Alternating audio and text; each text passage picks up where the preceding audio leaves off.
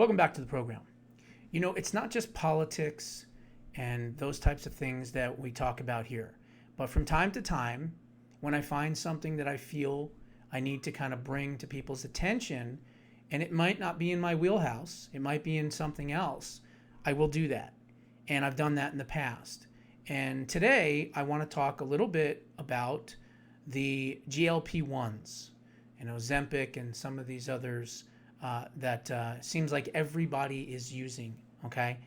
And, you know, you may remember a couple years ago, I went and I did that show on breast implants and what it does to women and their health and things like that. And so from time to time, I will do shows like this.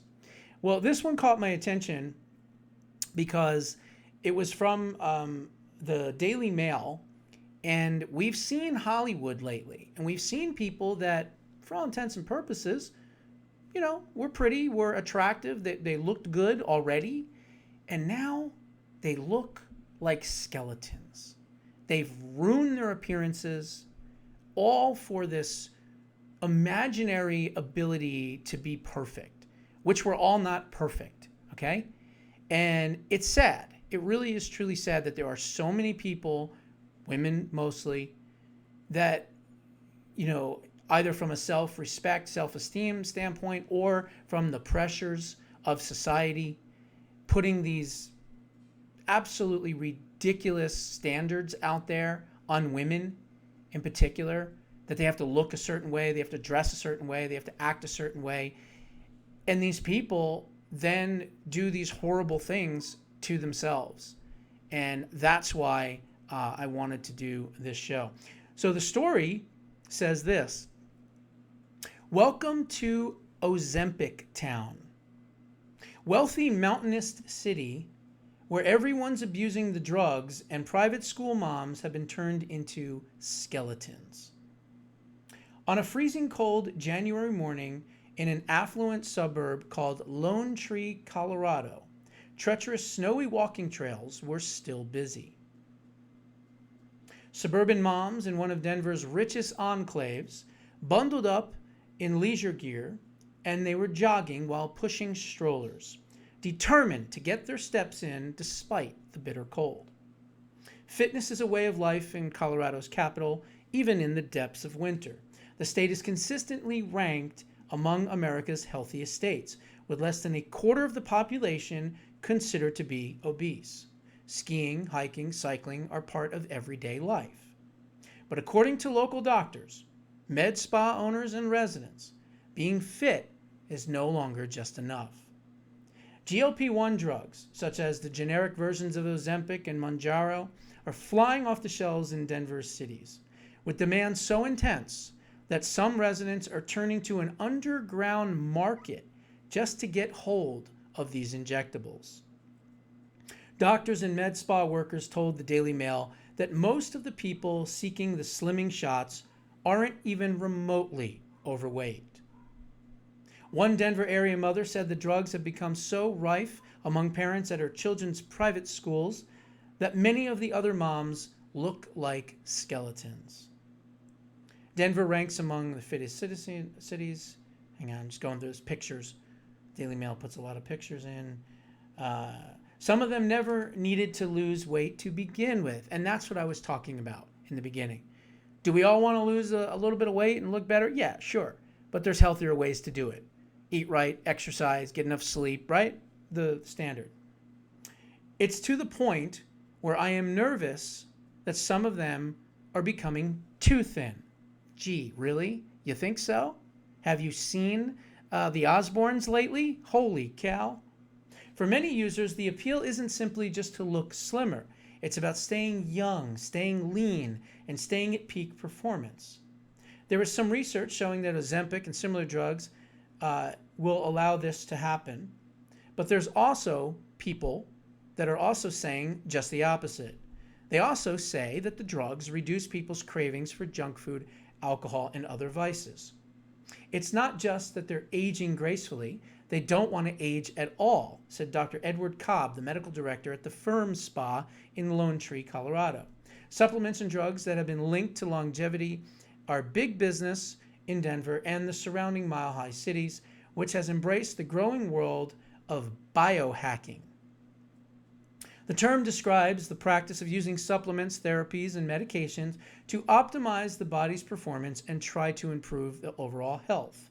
What we see in Colorado, I've got a lot of older patients that are doing 92% of what they can do to not age. Those patients want to get to peak maximum fitness. So crazy. Well, how about doing it the other way? Then it says, rather than taking large amounts of medication, many of Cobb's patients are microdosing, using half or even quarter of the lowest available doses of these GLP-1s. Now, remember, the GLP-1s, when they first came out many years ago, at the first trial of those drugs actually had the venom of the Gila monster, which is only one of two venomous lizards in the United States, the other one being, I believe, the bearded lizard or something like that. Now, the Gila monsters are found here in Arizona. And so they found that the venom from that, it's not a snake, it's from a lizard, from that lizard in particular, mocked or resembled or mirrored the glucose levels and the same thing. So in the beginning, they actually were taking and using that. Now it's synthetic. But just to think that people were injecting Gila monster venom way back when they first came out, I think it was like 2003, 2004. So the first amount that they were using for these things, for diabetes, for all these different things, was actually Gila monster venom. You can look it up. So they go on to talk lovingly about these things and how, they're helping with obesity and things like that and all these other different things. But at what expense? Okay, at what expense? This is what the industry will not say. This is what they will not tell you. They just say, oh, take this shot. You won't be hungry anymore. You're going to lose a ton of weight. You're going to look fabulous. But what's it doing to your body? Well, the initial part of what it's doing to your body is nausea, vomiting, diarrhea, constipation, abdominal pain and cramping, indigestion, heartburn, acid reflux, bloating, loss of appetite, early fullness after eating, fatigue, headaches, and dizziness. Okay, fine. You want to take a drug that does that? Fine, go for it. Some other drugs for other things maybe have something similar to that. But here's where it gets dangerous, okay? These are the more serious side effects. Serious gastrointestinal problems, gastroparesis, delayed stomach emptying. Slowed stomach emptying is part of GL1's medication. Symptoms include persistent nausea, vomiting, undigested food, severe bloating, feeling full after only a few bites, and severe malnutrition. Intestinal obstruction can occur. In other words, if you're not emptying your bowels and you're not emptying your stomach contents, guess what? You're going to end up in the hospital with obstruction. That is something that is being caused by these GLP-1s. Gallbladder diseases, okay? Gallstones, gallbladder inflammation, biliary disease, gallbladder surgery, rapid weight loss itself can also increase gallstone risks. Pancreatitis, rare but can be serious. Severe upper abdominal pain, radiating to the back, persistent vomiting, hospitalization in many cases. People with a history of pancreatitis may require extra caution. Kidney disease and problems, usually secondary to severe dehydration from vomiting and diarrhea. However, acute kidney injuries, chronic kidney diseases, electrolyte abnormalities, peeing blood, rapid improvement in blood sugar may temporarily worsen diabetic retinopathy in susceptible individuals. In other words, you can have vision problems from these shots, blurred vision, vision loss. You could even go blind if you take these shots for too long. Muscle loss, weight loss from the GLP medications can also lead to less protein intake because you're not eating as much. And if you're not doing resistance training, then you're really putting yourself in a bad spot.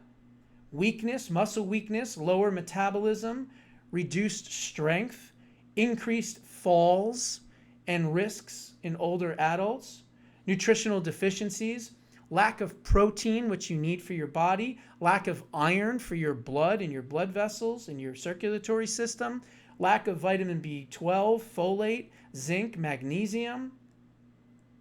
And then if you get it to the point where you shrink your stomach because you're not eating and your severe weight loss is at a point where, you look like Karen Carpenter or something like that, you're not going to live very long.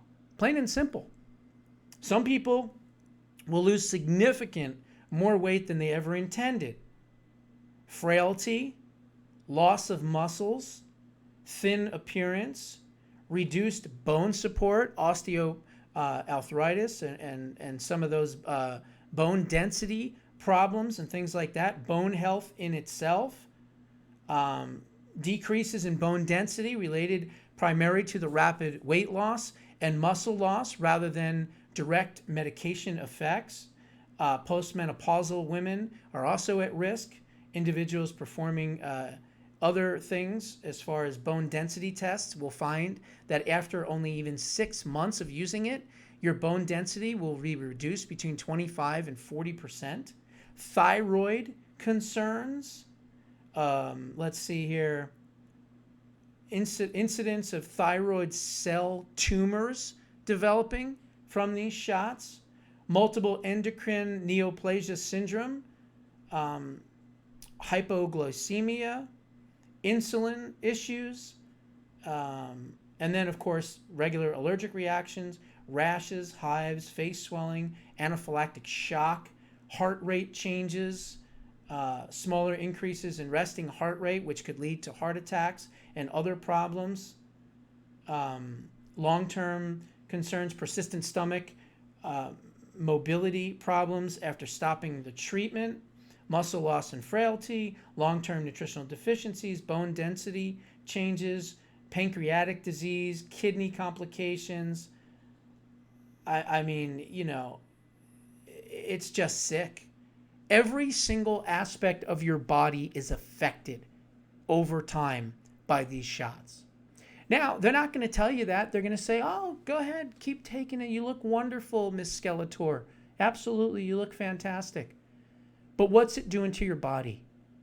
Why not tell society to go fuck off? Live your best life.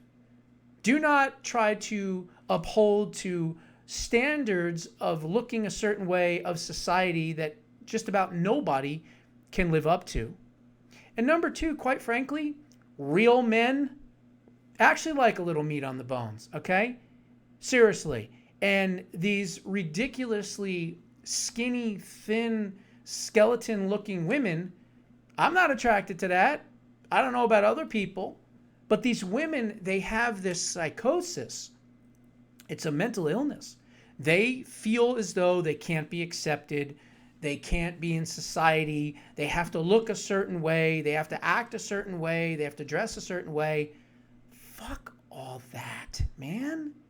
I don't know, maybe it's me, you get past 50 and you just realize, I just want to be healthy. I want to do it the old-fashioned way. I would tell anyone, if you're using these things, please stop. You're hurting yourself. You're hurting your health. Just do it the old-fashioned way. Seriously. Walk, exercise, eat right, get the right amount of sleep, avoid processed foods, avoid bioengineered foods, avoid seed oil, stay away from cottonseed oil, palm kernel oil, soybean oil. The only oils you want to use are avocado, olive oil, and coconut oil to cook with. And don't use margarine, or I can't believe it's not butter. It's all processed bullshit. Go back to using actual regular butter. It's not going to kill you. And a little bit of salt's not going to hurt you either, right? Remember, God forbid you have a problem. You go to the emergency room. What do they pump you full of? Salt, right? They drop a sodium drip. And guess what? You start feeling better all of a sudden.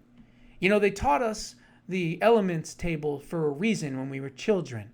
And if we just follow that and eat a healthy, balanced diet of the 4 basic food groups, you don't need these poisonous Ozempic GLP-1 shots. Be smart. Live right. God bless. Those are my thoughts. What are yours? Put them down in the comments below. We'll see you in the next one.